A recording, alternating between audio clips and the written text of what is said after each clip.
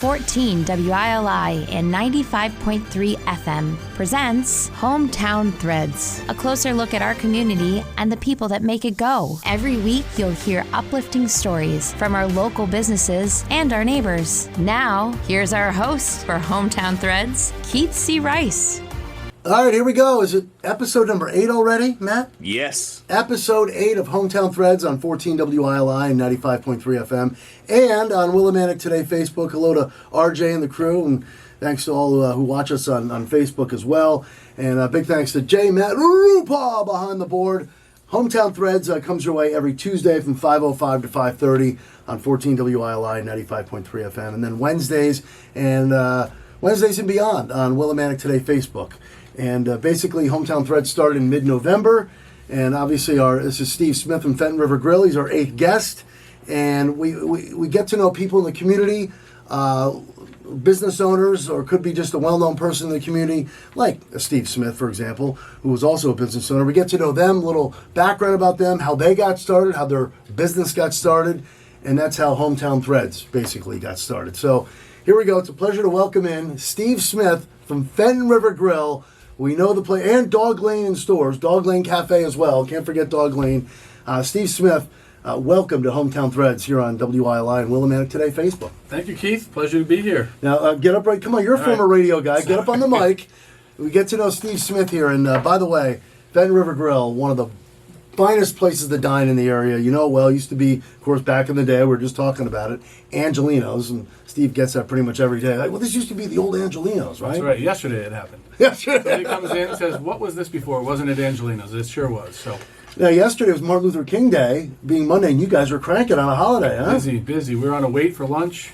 It's a great day. So. Yeah, because the students are back now. Yeah, UConn moved back in. I think Eastern moves in later in the week, but UConn moved in yesterday, and it was busy, very busy. Great. Always helpful having the students. Even when the students aren't around, that place is cranking, Fenton River Grill. And I do have some questions about Dog Lane as well. I got to get up there eventually. You see Marianne, my wife, and I at Fenton pretty frequently. Actually, we're there back on Friday night. You have a designated table. We have a designated table now. I feel like it's VIP treatment, to be honest with you. But where do we start? Let's start with the fact that Steve, before he got into the restaurant industry, we love talking about this. In fact, before the show started, I'm getting to know more of his radio background. Steve Smith actually has a little radio background. Do tell. All right, so I went to Eastern for communications. It was a communications major, to be on the radio, to be you, basically. And I had a radio show there from 2. First, I had to do the jazz show to pay my dues from 11 to 1 or 11 to 2. And then you got the 2 to 5 slot, which was the desired slot for everybody. So 2 to 5 a.m.? 2 to 5 p.m. Okay. Afternoon drive. So we had a little variety show. We played radio commercials from the 70s. We played theme songs for TV shows. We played music. We did comedy. A little bit of everything. And all 7 listeners loved it. All 7 listeners. This is the best show on the radio. And this is WECS, right? WECS. 90.1 up the street. Good friends there. John Zatowski up there. Yep, Zatowski, Jay-Z's still there. Murph, yeah. John Murphy, who has a show here on Wednesdays on WILI. Yeah, so that was fun. And then I dropped out of college. Was it because of radio? No. I was working in restaurants the whole time, and you were working in restaurants while in college and doing the college radio thing. Yes. So I was working in restaurants, and I was getting paid more and more, and I was loving it. And I thought, it just dawned on me that this is what I want to do. I want to work in restaurants. And, I started out when I was 16 as a dishwasher. So, I worked my way up, cooking, worked as a chef, a kitchen manager. I've done everything in a restaurant, bartending, waiting tables, but mostly it was kitchen. So, but I found that that's where I felt like that was my home. This is where I want to be.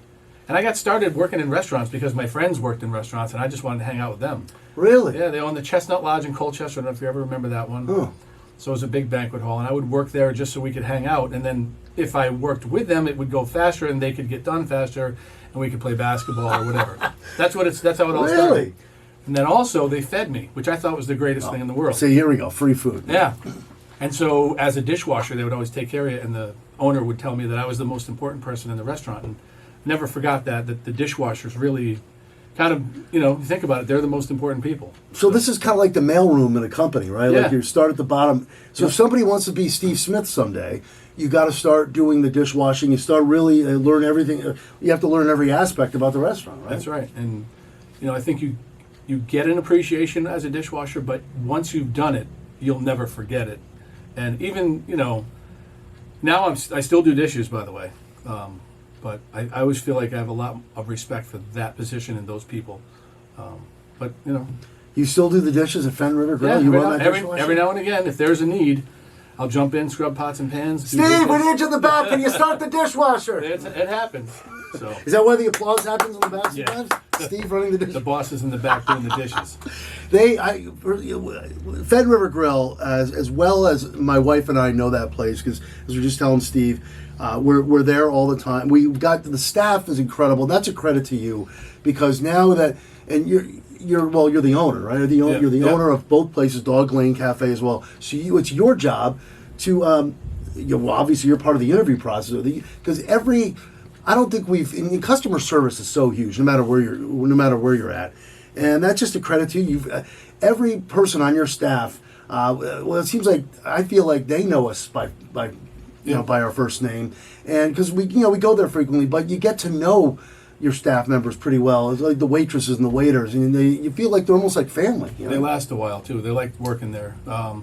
We take care of them. I don't know if you know Richard Branson, Virgin Records and Virgin Atlantic. His line is, "You take care of your staff takes care of your customers." And we have great staff at both restaurants. And I like to take credit for it, but really what I do is hire one or two really good people and let them bring in their friends. And they're never going to recommend a friend who isn't going to be good or is going to make them work harder, because that's kind of what it comes down to. I always tell everybody, you want to be somebody that everybody else wants to work with, and if you're not, they'll let us know quickly. They don't want to work harder because their friends aren't picking up the slack or whatever. So we bring in a few great people and then let them recruit, and it's worked out great for us. And that doesn't mean we haven't made mistakes. And in the beginning, you always have to filter through a few of them. But right now, I think at both restaurants, just have a lot of great staff. We're talking with Steve Smith here on Hometown Threads, owner of Fenton River Grill and Dog Lane Cafe. It's Dog Lane Cafe, right? Yep. Dog Lane Cafe and stores. I still want to go back to the. Was there how long? I just want to go back to radio for a quick second. 'Cause I have tons of stuff to ask you about the restaurants. But was there? Did you know that when you were in college? First of all, you didn't. You almost didn't make it through college, right? You dropped out at one point. No, I did drop out. I had 90 credits, and I left on the dean's list. Straight A's and dropped out. But my first go around with college was not a great one. That's where they put me on academic probation and almost didn't let me back in. So how many credits, roughly, right now? You're this close to graduate. 90 credits. So I just missed my senior year. Unbelievable. But I realized as soon as I did it, it was the right thing to do. Haven't regretted it. Love it. You and I are kind of in the same boat because, as I don't know how, it seems like your parents kind of had the same vibe my parents did, because I'll never forget that conversation I had with my parents when I went, you went further than me. And I was going to Northeastern in Boston, and I took some classes at Eastern, but I grew up doing radio, real young, and I remember that night in the kitchen in the early 90s, like 1992, I looked my mom and dad in the eye and said, I wanted to do radio. I'm not feeling college, and they were upset with me, but I made it work. I worked hard for myself, so I kind of see your passion was the restaurant industry, Yeah. And so that's what led to you leaving college. And just when you left college, you went. Where was your first gig actually? All right. So I worked at the Steak Loft in Mystic. Actually, I worked at a little restaurant in Franklin called Dave and Eddie's. I don't know if you remember that. It was up on the hill. It used to be the Kingsbury House, and then it was Dave and Eddie's. And John Kadama ran the restaurant, and I worked for him. He owns the Steak Loft. He owns Go Fish, Dock and Dine in Old Saybrook. I worked on Block Island. Island. Dead-Eye Dick's for 5 summers. Love that place. Yeah. That was 9 in the morning to midnight, 6 days a week, and I would sweat through my clothes. And that kitchen was 120 degrees, and it was a lot of work. But the first summer I worked out there, I said I'm never doing this again.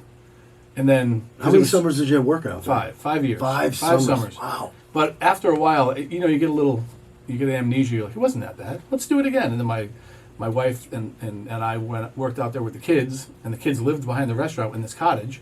So, but when my son said to me, "Dad, how come we never see you?" And I said, "I see you every day." And then he goes, "Yeah, but you don't play with us." And I was like, "That's it. We're done." Wow. So I just needed some more stability. And like sometimes people say restaurant lives aren't great for raising a family, but you have to have balance.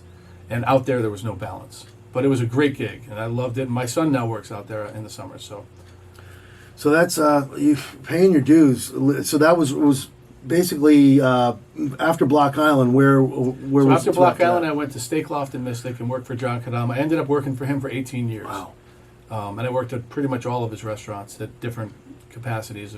General manager, head chef, kitchen manager.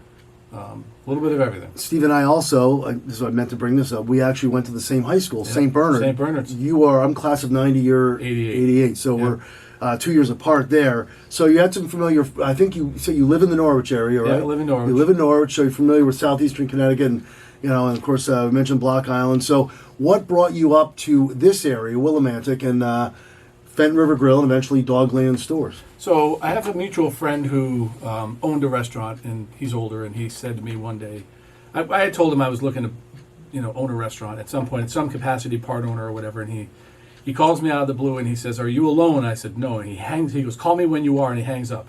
I thought, that's kind of weird, so I couldn't wait to call and find out what he had, and he told me about Barry and Brian Jezerin, that they were looking for somebody like me, and he said, "You're perfect for them. That just go. You want to go up and meet him at the Vanilla Bean." I had never been to the Vanilla Bean, but naturally, I show up with a suit, resume. I'm ready to interview and talk to these guys about being their partner. They're wearing jeans and a T-shirt. I guess I overdressed. And they go, "No, it's fine." I said, "I brought my resume," and they said, "We don't need it." They said, "We did our homework. You're our guy."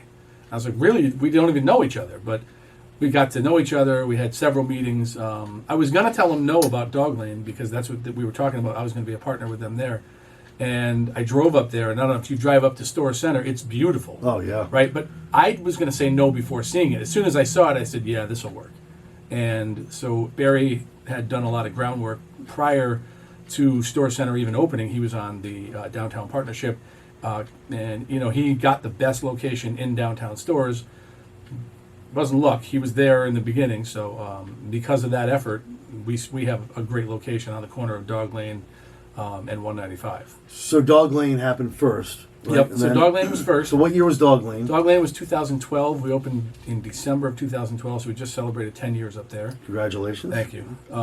And Fenton came along. The idea of Fenton came along in 2017. Take us through that. So how that all happened. Matt, what's his last? Matt Hart, who was the town manager in Mansfield. He approached us about taking over the vacant space, which was Angelino's. So I don't know if we were flattered or we were ready, but we looked at the space and we thought it might be a good idea to put a restaurant there, a full-service restaurant. So Dog Lane Cafe is counter service, and then Fenton is full service. So we came up with this concept, and we built it out. Spent way too much money building it out, but now it's Fenton River Grill. But now, I mean, we went in there, we basically gutted the whole place. We saved the only thing we saved was the windows. Everything else was replaced. So all new electrical, all new plumbing, everything was brand new. Walls, heating, cooling, everything. So I think we were mentioning this before. And by the way, this is Hometown Threads. Big thanks to our new sponsor, Liberty Bank. Pop this right up here. Hometown Threads on WILI and 95.3 FM. And Willimantic Today Facebook. So Fenton River Grill was Angelino's, and then it was quiet for a couple of years, yeah, right? Probably had 2 or 3 years off. There was nothing in there. Nothing. Okay, and then so from like 20. So you said you opened Fenton in 2017. 2018. Right? Yeah, 2018. we took over the lease, I think, in 2017. So you go in there and you said you gutted everything pretty much, and Yep. Myself, my son, and his friends helped us take wheelbarrows full of stuff out the dumpsters and scrape walls and floors and do all the dirty work and. And I still had to be responsible for Dog Lane at the same time as trying to build Fenton, so that was a little bit of a challenge. But yes, we opened April 3rd of 2018, and like every restaurant, struggle for, they say at least a year. For us, it was 18 months of struggle. Really? Yeah. Tell us about the struggles a little. I mean, well, so every night it would be something different. And, whether it's an overcooked burger or a steak or this was wrong or that was wrong. And half the time I'd go to the table, people would say how great everything was, and the other half they would say how terrible it was. And it's like getting beat up and then getting up off the mat and getting beat up again and just doing it over and over. And then finally, in 2019, about a year after we opened, it started to get a little bit better. The summer was good. The fall was just like great. Our numbers were doing great. And in the morning, I would check the discounts to see how many things we had to buy for customers if we screwed up food or whatever. And there's nothing. Day after day, there's nothing. I'm like, oh, it's starting to happen. We're getting good. And then obviously, you know what happened next. In 2020, COVID. We got the pandemic. We survived that somehow. Yeah. And, you know, I look back on that and it's just like, yeah, I don't want to think about it. Well, I It hate was to bring rough. it up, but that must have scared you as a restaurant owner, because Oh, yeah. we visited you quite frequently during COVID, Yes. obviously being safe, but yet you guys actually did a really good job. Well, that's what people told us. They said, you did a great job on takeout. I thought we did terrible. So, and it's not how you want your food to be represented. You don't want to be putting things to go. Like this is our plate of salmon dish. This is how it's supposed to look. And when it looks like a to-go container, you're like, "Yeah, okay. Right. And people would come back and tell us we did great. And I didn't feel like that's how I wanted our food to be represented, but considering the alternative was being closed, we took it. You know? There's one great thing about Fenton, among many great things, is your food presentation is unbelievable. It's Thank just you. great, and you could see you take pride in that. So yeah, it's right. You had to ride through the pandemic, and Yep. then you guys have, I would assume, I mean, got to be riding high since then, right? I mean, Yeah, like 2021 was when we knew we were going to be okay. 2020 was 2022 rather. Last year was a record year. Our sales were up like 20%, so it was great. Must have been the Buckashot commercial on WILI. Yeah, the Buckashot commercial on WILI. It's if you haven't heard it, it's Go ahead. every Thursday. I'm not going to talk. I don't think I can. It's well, do Right. Buckashot oysters, and WILI promotes it in a rather interesting way that I think is a little risky, but funny because it is. It gets people's attention. That's It what a definitely commercial. does. That's what a commercial is supposed to do. And I know where you're going, but go ahead, continue what it represents. What, the commercial? The commercial. Oh, yeah, so it's like, I shucking love oysters. Are you shucking kidding me? Yeah. I want to know who the voice is. He sounds so familiar. Do you know? I meant to ask you that. It's not you? It's not me. I mean, I'd be honored. Yeah. But I every time I hear the commercial, Matt, you don't know, right? No. I'm like, I know this guy's voice. I'm sure my father knows. I'll have to ask him. But anyway, brilliant commercial. I agree. Steve did a great job of that. I'm going to give Steve I don't know if it's Art or Steve, but I'm going to anyway. give Art the credit. Every time I hear from him in the car, I'm like, oh my God, I have to turn it up. It's a great commercial. So the Buckashot thing, which you do every Thursday. So every right? Thursday we do $1 oysters from 4 o'clock to close, and when we first started doing it, we'd sell 50 to 100 oysters, and they're $1 each. And I had one guy call me and he said, "These $1 oysters, do you have to shuck them yourself?"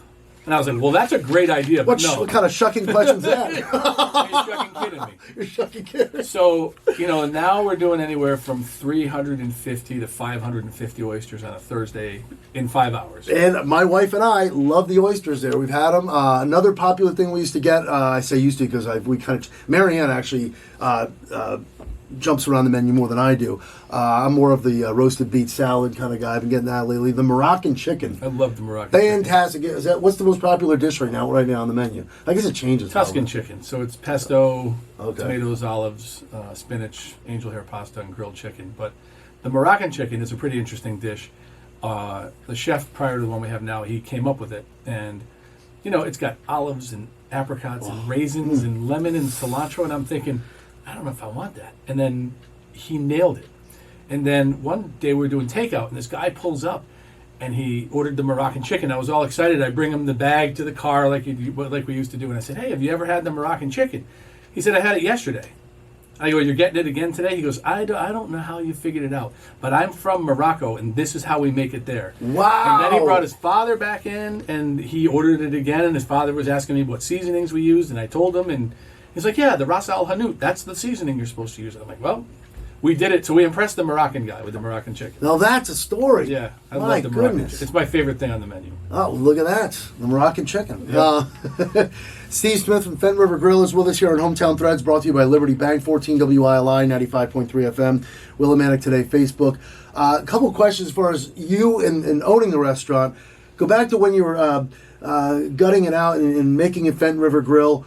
I want to know, were you behind the scenes rolling up the sleeves and helping, or did you just leave it to other people? No, I was definitely there. We had an electrician who would ask me to chooch wire for him, is what he called it. He would say, "Steve-O, I need you to come chooch some wire." So I would actually have to go and drag wire around for him, run the wire for him. The beams in the bar, I sanded and painted or stained. Yeah, we did a lot of it, but it's not my first time. I worked at the Dock and Dine in Old Saybrook, and when that got hit by a hurricane, I was the de facto general contractor for that job, which I knew nothing about general contracting, but I learned a lot in the process. So it helped me with Dog Lane and with Fenton River Grill. So, And go back, cooking. We have 5 minutes to go. Thank you, Matt. You're just talking about the Moroccan chicken. You owning a restaurant, I'm sure you know how to cook too. So if you ever had to get back in there, if you ever had to help in the kitchen. Well, during the pandemic, we had to lay everybody off. Oh yeah. Cool. So I cooked all the time. But my background is cooking until I was about 40 years old. Then I came out of the back of the house and into the front of the house. But yeah, so I definitely know what I'm doing. I always tell the kids I'm better than all of them, but only for a short time. So when you laid everyone off, it was just you basically running around doing pretty Me, much. my daughter worked the door, and I had 3 other people in the kitchen, and that was it. And then, that was back when they were giving everybody an extra $600 bonus to stay unemployed. So basically I had to convince people who wanted to not be bored and just come into work that might have been able to make more money sitting home. Right. So luckily for us, we had great staff who couldn't wait to get back to work. That's important. And that was a big part of it. It all comes down to the staff, right? I'm just the guy who opens the door, holds the keys, and kind of directs the thing. But it's like you're just steering a ship, but they all know what they're doing. They do an awesome job. I can't say enough about them. We have some amazing people. Shout out to Jen, the bartender. Absolutely. She just came back from Germany. Yes. So she's one of our favorites. She is one of the most amazing people, and she's the funniest person I've ever worked with. Yeah, you guys, your customer service on your staff, I can't say it enough. It's just, it makes you, not only is the food tremendous, but it's the staff that just makes you want to come back because it feels like home. They feel like family. So we're getting ready to wrap things up with Steve Smith from Fenton River Grill and Dog Lane Cafe and Stores. Influential people at the top of your head throughout this journey of yours, Steve. Anyone you want to mention, anyone has really played a part in you becoming who you are? So the Tartsinas family, who owned the Chestnut Lodge, basically gave me my start in this business, and I believe I was fired from there 5 times for doing like stupid stuff in the kitchen or whatever, and they kept on rehiring me because I was the only one dumb enough to wash dishes again and again. But they're my lifelong friends, and some of the children have worked for us at the restaurants, or one of them still does. So. Steve, who I believe I graduated Steve class of '90, St. Yeah, so his children work for me. Okay, yep. At the restaurant. John Kadama, who owned the Steak Loft, and basically was like the father figure you didn't want to disappoint. An amazing man, someone who I still look up to, and just a real pleasure to work for, and I learned a ton. So, but most important person in my restaurant life is my wife, because without her, we have 4 children, and she's at home a lot with the kids, but she also works at Dog Lane Cafe and Fenton. But she basically we met in a restaurant in Florida. We both moved back here where we were from. And she's the reason that I'm able to be there, sometimes late. And she puts up with all that. So I think she is the glue behind the whole thing. And how have we not met the wife? All the times I've She was there this morning doing inventory. Okay. She does payroll and inventory on Monday, 2 jobs I hate doing. So she said, "How can I help?" And I said, "How about if you do payroll and inventory?" She's like, "Oh, yeah. Sure. Do I have to talk to anybody?" I said, "No." Yeah, so she doesn't work at night. That's probably why you don't see her. Well, I know what you mean when you say the wife is the glue. Liberty Bank, who's our sponsor. So, my wife works at Liberty Bank as well. But also, I definitely know what you mean. And Steve, it's been great. I couldn't wait to have you on. One last quick final question here, because we don't want to lose you in this area. Please tell us you're happy and content, and you don't have any plans of getting up and leaving. No, we're not doing another restaurant. First of all, people ask me that. You should put one of these in our town. I'm like, you should open up your own restaurant in your town. I'm tired. It's a lot of work. But I tell you, and part of the reason I left college is I wake up in the morning and I never go, "Oh, I got to go to work." I can't wait to get there every day. And sometimes when I'm talking to college age kids, I'm like, "What do you want to do for your life? What do you want to be when you grow up?" I say. And they say, "Well, I don't know." But then I say, "Wake up. It's cliche. Do what you love. You never work." I never feel like I'm going into work. Sometimes the days are long.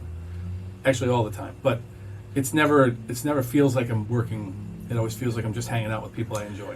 And that's exactly what you see when you walk in there. You enjoy a great meal at Fenton River Grill. You say hi to Steve, and he's always talking to all his customers, chatting up at the bar. So usually, usually our night's Friday night, but we do we've mixed it up a little. But we just love going to Fenton River Grill. And don't forget Dogling Cafe and Stores. Steve Smith, the owner of both places. Pleasure to have him on. Hometown Threads, Episode 8. Here at 14 WILI 95.3 FM, Willimantic Today Facebook. Don't forget the WILI Radio YouTube page. Thank you so much, Steve. Thank you, Keith. It was a pleasure. Thanks for coming on, and a big thanks to our sponsor, Liberty Bank. Thank you for listening, and thank you for watching. We'll see you next week. And that concludes another edition of Hometown Threads. Got a story for Keith? Reach out to him on Facebook by searching Keith C. Rice, or email him at krice@hallradio.net. Don't forget to tune in next week on 14 WILI and 95.3 FM, as well as the Willimantic Today page on Facebook.